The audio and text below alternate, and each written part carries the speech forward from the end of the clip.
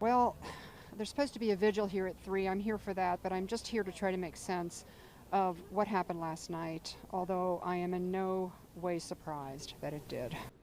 Right. Just a few days ago, there were targeted attacks against a particular community, the Hindus in India, and now here you have in Washington, D.C., somebody being targeted for being Jewish. Your reaction to it? My reaction is that these two beautiful young people were not murdered in cold blood because they were Israelis or because they worked at the embassy or because they were diplomats. They were gunned down for the exclusive reason that they are Jews. That was the only reason why they were killed. And this is not dissimilar to the situation in India, this tragic situation there. Talking about India and Israel as allies, what is your take on that? My take on it is that they are very strong allies, that I think that India has been a supporter definitely since October 7th, but the ties are strong and I think they're long-standing. I have a son who's an Israeli, so I'm very in touch with Israeli politics. I follow it closely. Right. And what is the sentiment in Israel right now? Oh, it's deep mourning. It's deep mourning, and it's anger. It's anger. It's wake up, America. Wake up, American Jews. Wake up. They are coming for us. They have come for us. Israelis know this. They're looking at America in absolute horror. I had a Hebrew lesson this morning. My teacher's in Jerusalem, and that's all we talked about. He can't believe that Jewish people would remain here. That's what he expressed to me this morning.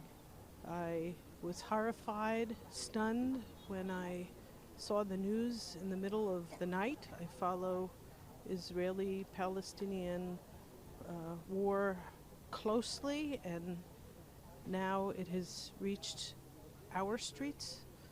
I had lived in Jerusalem in the mid-90s.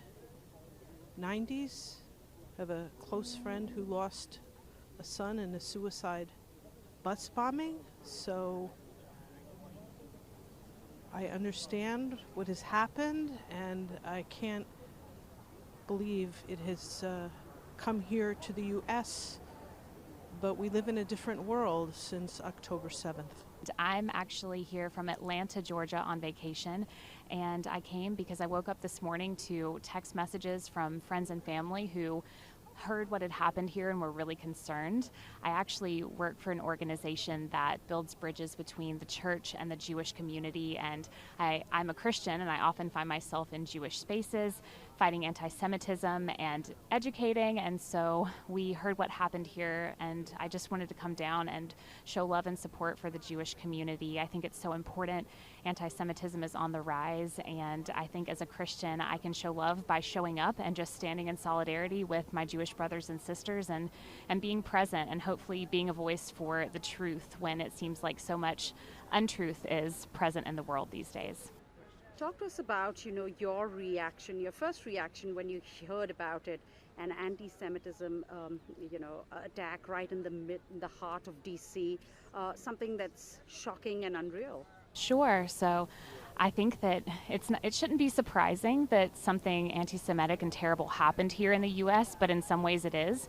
We see stories of things happening all over the world that are terrible, and you think that it will never happen to you or never happen close to you. And so waking up and seeing the news, seeing the stories, seeing that two young Jewish people were killed so violently and senselessly, I was angry and sad. I think they hit you both in different ways, and it's so senseless that something like that happened here, especially when these two young people were at an event to promote unity between Israel and Palestine, and I believe get more aid for Gaza. And so it just hurts my heart knowing that two young lives are gone so quickly when they were trying to do good in the world. Was just made aware of the tragedy that happened last night, and my heart just goes out to anyone who's brutally murdered and in the name of whatever it is. But we just wanted to come out and show our support for the families of the victims involved, and just let people know that violence is never the answer, and that we stand beside these people that were brutally murdered and for all the innocent people in Palestine as well as Israel that are the victims of brutality. And we just wanted to show up and be counted and let the world know that there's a lot more love than there is hate. We're a group of Christians that work with partnerships with Jews in the Middle East and here, and also with Christians and Muslims of goodwill across the region. We lead trips to Israel, UAE, other countries, and we try to promote an understanding of pluralism, religious toleration, and the common values that we share in the West with Israel. And I think it's tragic here too about the terror attacks that have happened in India. I have a lot of friends over there, and I know it's been a long struggle to fight off extremism and to find toleration and peace, particularly since the partition that happened in the 40s. It's been encouraging to see Prime Minister Modi and Netanyahu get closer relationships to understand common threats that they face against radical Islam in particular, threats that are not merely bound to particular countries or borders, but usually have imperialistic aims. We've seen this with Iran as well in their fight to try to get uranium enrichment. And I think the hearts of us here in the West, Christians and Jews as well of goodwill, mourn the loss that has happened of that life and hope that there's a better understanding that can come and more peace. My name is Hina Akhtar and I'm a Pakistani American. And I'm here just to express my solidarity with my Jewish brothers and sisters, because I totally believe that whatever happened last night, it was against humanity, it was an act of barbarism. That's not what any religion preaches to its followers. And violence and terrorism is not justified at all. And whatever is happening, and especially in nowadays, when we are trying to establish peace amongst different people and nations, this act, it's a heinous attempt to sabotage that peace agreement which we are trying to develop between different nations. Not too long ago, there was a similar attack that was carried out against 26 Hindus in Kashmir. You being somebody of the Pakistani heritage, how do you react to that?